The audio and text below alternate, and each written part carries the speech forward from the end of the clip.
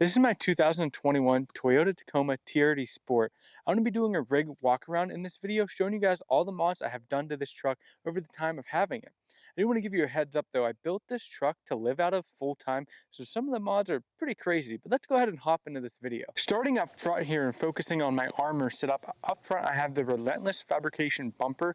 Now this isn't the one that has the hoops going around the headlights. I didn't like that, so I just went with the one with the hoop up front here, but I did want the hoop to keep any debris or a deer from coming up and smashing into my grill and radiator. The one with the hoop with the lights, I didn't like that, so I just went with this, and I think it looks a lot cleaner.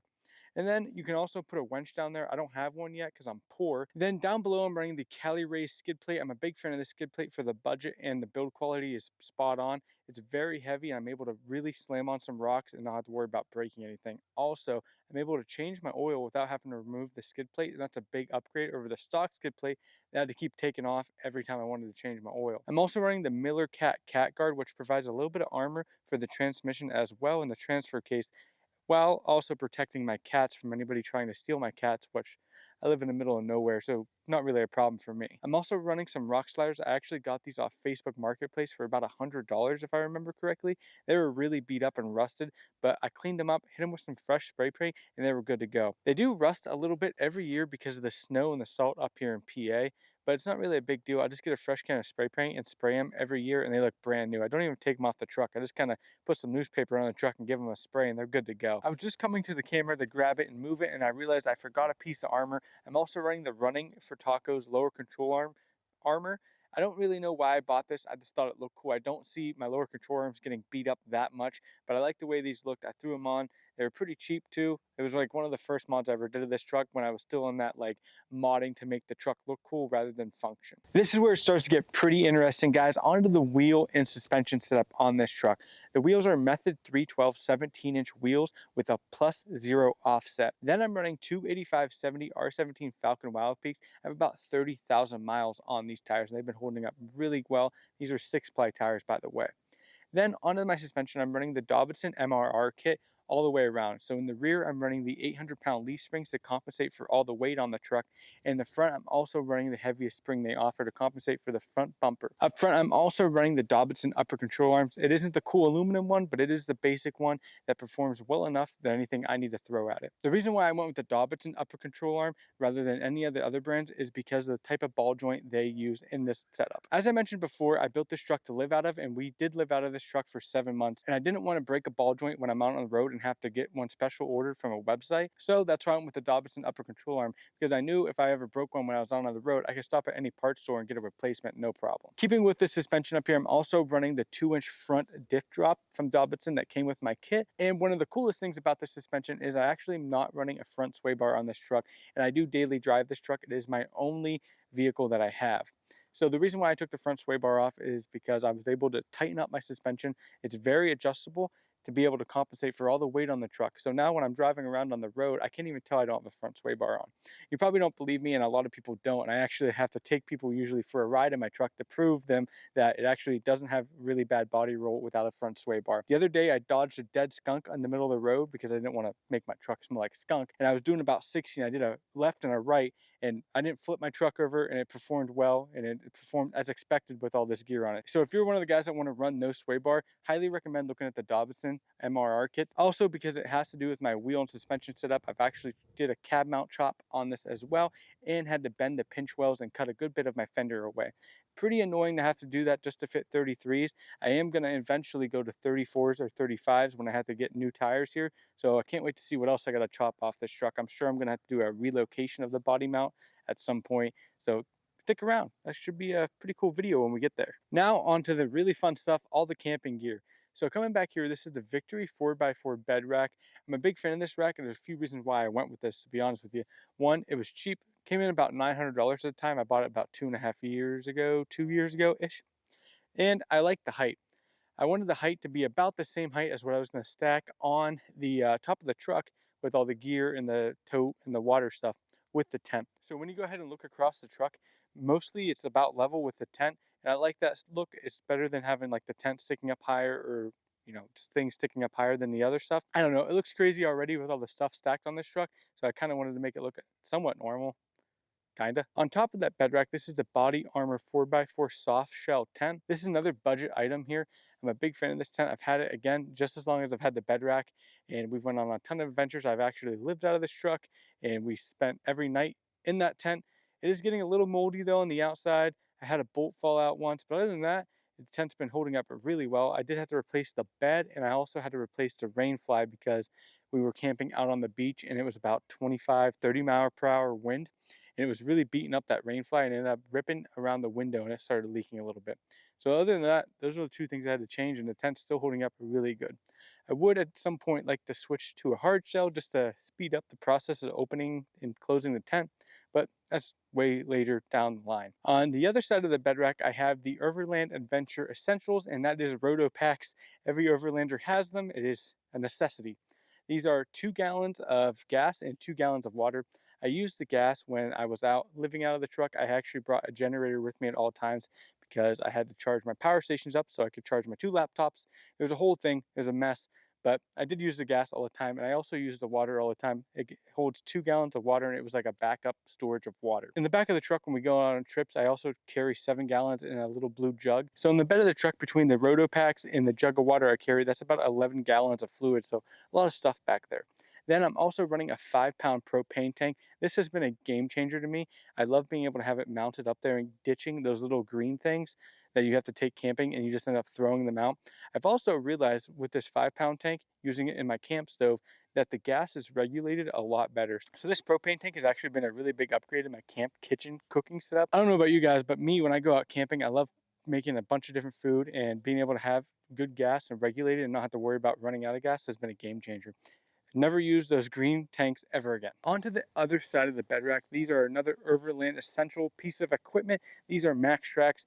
I actually ended up switching out from the cheap budget Amazon Max Tracks I had to these Bunker Indust Max Tracks. They're pretty nice. I haven't had to actually use these yet because I haven't got stuck, either because my truck is just so dang good, or maybe I'm just not using it as a true Overlander. I don't know. But it's nice to have. You never know when you get stuck. I do not actually have a locking diff in this truck, so I do like to have a little bit of a backup, especially since I'm not running a winch on this truck and I do a lot of solo camping trips and adventures. And on the side of the bed rack here, I have mounted the Victory 4x4 bike rack. I am a big fan of these racks because it is the only way I can haul 2 bikes with me with all the gear I have, but I do think it is really overpriced for what is actually offered. So it does suck there. These are about $200 a piece, not counting the little strap here and the mount for my fork for my bike. So very pricey setup to just be able to haul bikes on the side of my truck. It does look cool though, and it does work very well, but I do wish it was a little bit cheaper for what you get. And the final thing I have mounted on my bed rack back here is the antenna for my WeBoost cell phone booster. Must have, and I like to be able to put it up as high as it can go so it has the best chance of getting service when we're out and about. Coming to the bed of my truck here, I'm running the deck system. I got this used on Facebook Marketplace as well. I think these guys are overcharging a crap ton for their products, but it sucks because it does work really well. So it's hard to say they're overcharging because I do really like it. I didn't pay for full price for it. They're asking like $1,500 for it. And the reason why the deck system guys pissed me off with their pricing is because they charge, at least the last time I checked, $1,500 for the deck system in this truck. This is a 5-foot bed, little small Toyota. They charge the same amount for a big truck, full-size truck, 6-foot bed. So it's kind of annoying. It's the same product, way more material for a bigger bed, but you're still charging the Toyota guys $1,500. And I know it doesn't cost that much to make. I get you got to make profit, but I feel like that's a pretty big profit margin if you're charging the same for the big trucks. I don't know. But I ended up getting this used on Facebook Marketplace. Highly recommend you look on Facebook Marketplace or eBay or whatever listing is near you to try to find some gear if you're in the market for it, because I saved like $600 when I bought this. I think I picked it up for like 900 bucks. Big game changer there. Love saving money. And the deck system's always full. It's actually really convenient. I have all my camp stuff in there, some gear, some tools. So anytime I want to hit the road and go on a trip, all the stuff's already in the truck. So it's not really a big deal. I don't have to like bring stuff out of my house. It's just already ready to go. Also, I have like a camp toilet back there. It's just really good for holding gear, especially when we were living out of this truck. I had the whole deck system on top was full of stuff, bike tires. It was a mess. I was actually at like capacity in this truck. So without the deck system, I wouldn't be able to haul all my stuff. Then looking at the tailgate here, this is the mountain hatch tailgate panel. It's pretty sweet. It doubles as a food safe cutting board, which works great because when I'm out here cooking out of the truck, I use this as a cutting board for cutting up veggies and fruits and vegetables and stuff and meats. I already said veggies twice, and meats and fish and stuff. It's a pretty great setup. It also doesn't hurt my knees when I hop up in the bed there. So definitely recommend this. It actually is pretty cheap, I think. Well, moderately cheap. If you look at everything in the Toyota Overland stuff, everything's really expensive. It's actually like $150, and I use it all the time. One of my favorite mods on the truck. Man, you guys won't believe this. Halfway through of me talking for 9 minutes, maybe 10 minutes, this mic died. I had to go get another one, and yeah, this is going to be like the fourth time me talking about this. So bear with me. Onto the roof rack here. This is the Hook Road roof rack. It's a budget roof rack off Amazon. I didn't buy this. It cost about $400. They sent this to me and I've been using it ever since. I'm a big fan of budget things if you can't tell. So if I can save some money, I will do it. Coming in at $400, there are some trade-offs with fitment and whatnot. I did a whole video talking about this. You can check it out here. So I'm not going to go into too much detail, but $400 have some trade-offs. I still really like it. That's the base of it. But I do have a ton of stuff mounted on it. So on this side of the roof rack, this is a kick-ass shower awning. I'm a big fan of this awning. It works really good for taking a shower, changing. It's nice to have a little bit of privacy. Also, if you have a wife or a girlfriend you want to go camping with, this really helped Ashley like camping because she had a private area to change and use the bathroom. We do have a portable toilet that we put in there too. It works pretty good. It's a budget toilet, not one of those crazy ones. Next to that shower awning, this is the 23-0 102-liter rugged case. I'm a big fan of this case. It actually is cheaper than the Rome case. It's also bigger and it was available when I was trying to buy one. So all good things. This case has been holding up really well. It's still dust proof and rain proof. We use this case to store our clothes, believe it or not gear like some guys use it. I use it to store all of our clothes. It was the only place that we could store things like that because when we lived out of this truck, we had a place to keep our clothes clean, and this worked out really good. And with the way that I have the shower awning set up here, you could step on the rock sliders when you're done showering, then reach up into the box and get a fresh pair of clothes. So definitely an awesome setup if you're looking to store clothes out on a trip. Not most people would do that, but like I said, I did it because we were living out of this. Now on top of that box, I have a 100-watt solar panel mounted there. Shout out to my dad for helping me get that solar panel mounted up there and keeping all the elements still out of the box. That was very tricky. That solar panel goes down into the cab of the truck to run some interesting stuff, but we'll talk about that when we get into interior mods. Next to the rugged box, there is a Weekender water port. It holds 8 gallons of pressurized water that we use in our shower. I really like this setup. It works pretty good. You can pressurize it with a hose out of your house, or you can pressurize it with a hand pump that goes on top. Or if you're like me, you have an air compressor on board. I didn't mention that yet, but I do have onboard air underneath the hood of the truck, and I actually do use it to pressurize that water up there, and it works really good. I've noticed when the water port gets a little bit low, when about 2 gallons left, the pressure does die out no matter what. And I use the air compressor on board to pressurize it up even further to get the rest of that water out of there and keep a pressurized shower for about 2 more showers. The other reason why I really like this Weekender water port is I have it mounted on top of the roof rack, so the sun's always hitting it when we're out on the road. And when we were camping down at the beaches of Outer Banks, the sun was hitting it all the time. We ended up taking a hot shower. It was like an 85-degree shower, maybe a little bit too hot, but it felt really good when you're out camping to have a nice hot shower, and I don't have to carry one of those propane heaters with me to have more stuff on the truck. Then the final thing on the roof rack is a very basic $100 awning just to help keep the rain away a little bit. I would like to get one of those big awnings, but they're very expensive and I just don't feel like spending that money. On to everybody's favorite, lighting. On this truck, I have a bunch of different lighting. Up front here, I have a last fit fog lights that I have wired into the factory fog light harness. Works really great. It works just as a factory fog light would, but they're way brighter and look cooler, and they're yellow and help cut through fog and dust way better. Then up front here is a cheap 30-inch light bar I got off Amazon. I think I paid like 20 something dollars for it. I actually didn't expect to be using this that much because I have all these other lights, but I wired this light bar up to my ditch light button in the mindset that I would hit one button and it would just be a flood of yellow light. In that aspect, I actually ended up really liking this cheap light bar, and it actually blew my expectations away. Like I said, I was expecting it to be junk, and it actually produces a lot of light. It's a spot flood combo lens, and it works really good. I'm a big fan of this. So now when I'm driving around and I want to see through dust and snowy and fog conditions, I just hit my ditch light button and it just shoots out a ton of yellow light. Definitely growing on me. I didn't like yellow light in the past, and now in my old age, I'm starting to really appreciate the yellow light. Up top on the roof rack here is another light bar that I would like to switch to another combo amber setup, because right now it's just a white LED light with a combo lens, a spot, and a flood. It works pretty good for shooting across distances and seeing very far. I don't have any complaints about it, but I would like even more yellow light or maybe an amber light up there. I'm also running some last fit rock lights on this truck, but I don't use them like people usually use rock lights. I actually use these as camp lights. They are switchback lights, so you can make them amber or white. The amber looks cool for when you're driving around, but the white works really good for when you're setting up and tearing down your camp spot at night. It produces a ton of light all around the ground, so I can see where I'm going and don't have to have a flashlight out. Definitely a big game changer if you do a lot of wheeling at night and want to be able to see where you're going when you're setting up a camp at night. I usually end up setting up my camp pretty late, sometimes 11, 12 at night, so being able to light up the area and see what I'm doing has been a game changer. I don't like carrying a flashlight and I don't like having a headlamp on, and usually I'm either out of batteries in all my flashlights or I forget them, so I end up using my cell phone and then I drop it and break it. That's why my phone's always cracked. So this just fixed that and I'm able to shoot light all around my camp spot. So definitely looking some rock lights. That was a big tangent, but definitely looking some rock lights. Then onto my final pieces of lighting. I'm running the form lighting taillights. I love these taillights. They have a cool startup. I just think they look great. They're probably the best taillights in my opinion for the Tacoma. I saw a few comments on the video that I made of these asking me how they're still holding up.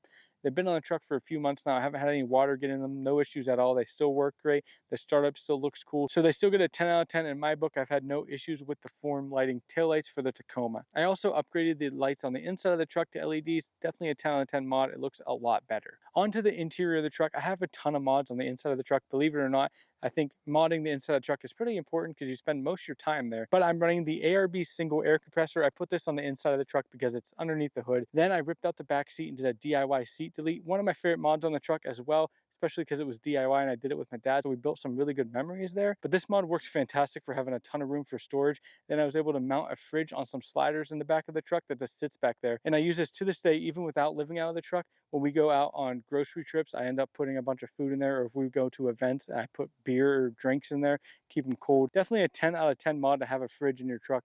I love that. And then in there, I have a DIY power box that actually stores the power from my solar panel and takes power from the truck. I have the Guild Outfitters 400 watt anytime mod that lets me use my bed outlet on the inside of my truck. So I'm able to dual charge this battery box in my truck so I always have power when I'm driving around. Then I have the WeBoost mounted to the plastic piece behind the seat. It keeps it out of the way so none of my gear smashes it and it breaks. On the inside, I'm running the antenna right by my shifter for the WeBoost. The reason why I have it mounted there is because I'm running the off-road foam mount right above it. That off-road foam mount is a great investment. I know I said one of my favorite mods about 4 times now in this video because, well, I have a lot of favorite mods and it wouldn't be on the truck if it wasn't my favorite mod. The reason why I mentioned where I have the antenna for the WeBoost is a lot of people complain about how the antenna works, and I just want to let you guys know it's a very directional antenna, so place it where you're going to have your phone most of the time. So I have it right below where my phone's at on that off-road phone mount, so I always have service usually. There's been very few moments when I was down in West Virginia in big dips where I didn't have service, but if I didn't have service, my wife had service because we have different carriers for that reason. Onto the off-road phone mount. This is another one of my favorite mods in the truck. I know you've heard this about 4 times now, but it wouldn't be on my truck if it wasn't my favorite. This off-road phone mount is a game changer if you use your phone to navigate like I do. I run my phone plugged into the radio, so I have maps up all the time. I use Google Maps to navigate when I'm out on the trail. It's kind of weird. I know a lot of people use Onyx and stuff, but out on the East Coast, it's not very popular yet.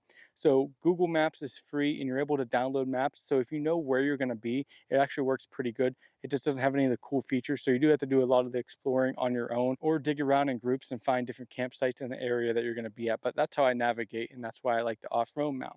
I'm also running a MOLLE panel underneath my seat connected to the seat jackers. This works great because I'm able to hold a flashlight down there. It jacks the seat up, it's comfortable. And I also have my EDC mounted on that MOLLE panel, so I always have it with me in case of emergency. Up top on the sun visor, I'm also running another MOLLE panel, and I have a knife there at all times and a pen. You never know when you need a pen. I'm trying to think here of any other mods I have on the truck. I have a couple little things for organization in the consoles, but I'm sitting here thinking I think that might be all the mods I have done in this truck. I know I'm going to sit down and edit this video and be like, God dang it, I forgot this mod and this mod, but hopefully I tried my best. I hope you enjoyed this video. Let me know down in the comments, guys, if you like how I have my truck set up. If you have any recommendations and things I could change, I'd love to hear from you guys. Let me know down in the comments. Do me a big favor, hit a like button, hit the subscribe button. We're on a road to 10,000 subscribers, and we're almost there, about halfway. Slowly but surely, we will get there. I'm tired. I've been talking for a long time. Check this video out right here. I'm going to see you in the next one.